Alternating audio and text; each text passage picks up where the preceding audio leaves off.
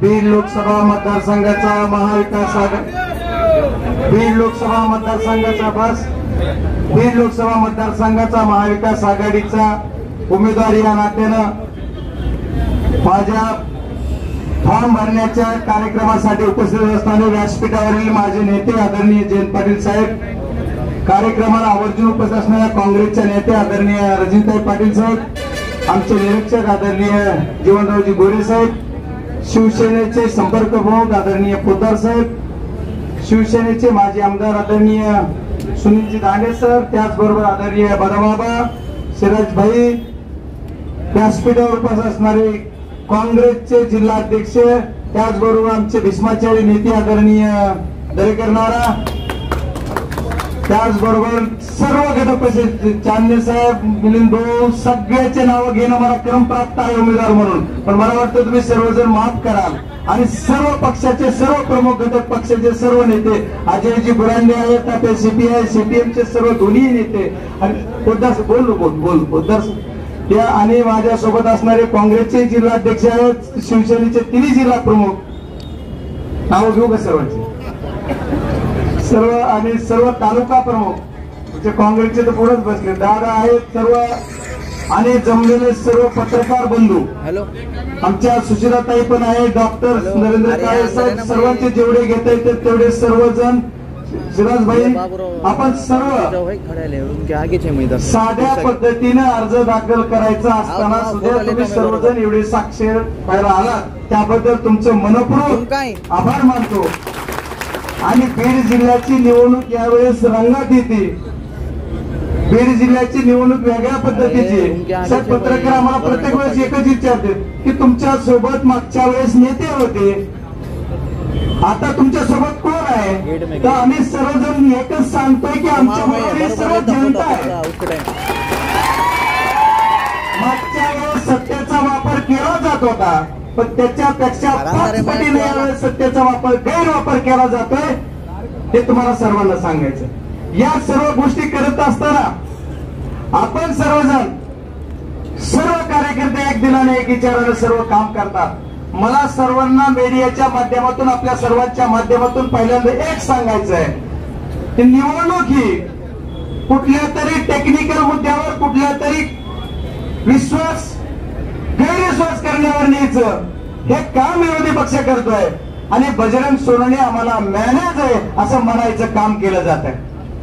हे पहिल्यांदा आपल्या तमाम माझ्या बहादर मतदार आणि माझ्या नेतेगणाच्या सर्व साक्षीनं शिवाजी महाराजांची शपथ घेऊन सांगतो की मी शेवटच्या क्षणापर्यंत आणि आज एक पोरखोल करणार आहे. मी तसा गेलोच नव्हतो, त्याचे साक्षीदार आदरणीय साहेब आहेत. हे पण एक राजनीती होते, त्याच्यामुळे याच्यावर कोणी काही बोलायची गरज नाही. ज्यांना ज्यांना वाटतं की बजरंग सोनवणे मॅनेज आहे म्हणायचं जी भूत सोडायचंय त्यांना माझा सलाम आहे. त्यांनी एकच करा, पत्रकार विचारतात त्या पत्रकाराला एका बस सभेत बाहेर देताना आमचे पालकमंत्री महोदय म्हणले की 4 तारखेच्या नंतर बजरंग सोनवणे आणखी माझ्या त्यांच्या छातीत दिसाल. आम्ही बजरंग सोनवणेच्या एक पत्रकाराने विचारलं की बजरंग सोनवणे असे म्हणले होते की तुम्ही त्यांच्या छातीत दिसाल, तर म्हणले कधी, ते म्हणले 4 तारखेच्या नक्की 4 तारखेच्या नंतर आम्ही दोघं आणखी त्यांच्या छातीत दिसू, नक्की दिसू, पण तुम्ही पवार साहेबांकडे 4 तारखेनंतर येणार असाल तर त्यावेळेस आम्ही दिसू, कारण त्यांचे ते 4 तारखेच्या नंतर यावंच लागेल त्यांना, कारण ते कुठे काय करणार.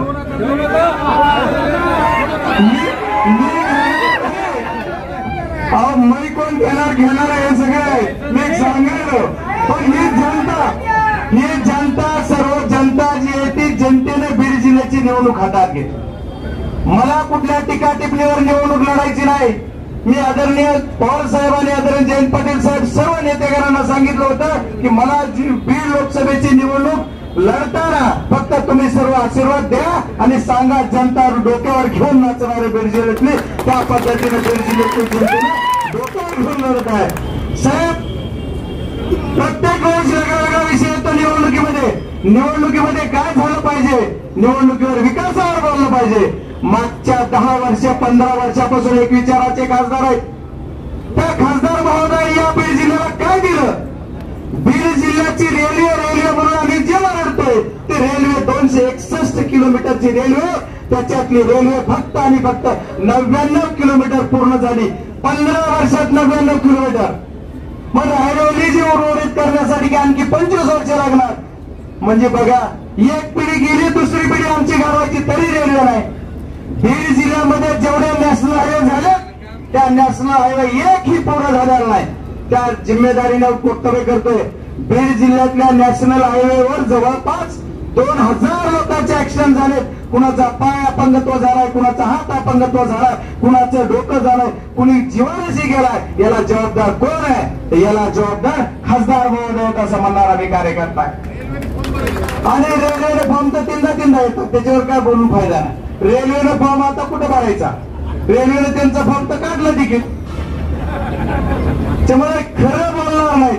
आता ज्या प्रतिस्पर्धी उमेदवार आपल्या समोर आहेत त्या म्हणल्या होत्या मी माझ्या बहिणीचं ताट ओढून घेणार नाही. मग घेतलं कसं? का घेतलं? कुणाचं प्रेशर होतं? कुणासाठी कुठं मोकळं करायचं होतं मला माहिती. टीका टिप्पणी करताना माझी त्यांना हात जोडून विनंती, बजरंग सोनवर टीका टिप्पणी करूच नका. पालकमंत्री महोदयाने माझी हात जोडून विनंती, साहेब तुम्ही ऐकतही असाल तर माझी विनंती आहे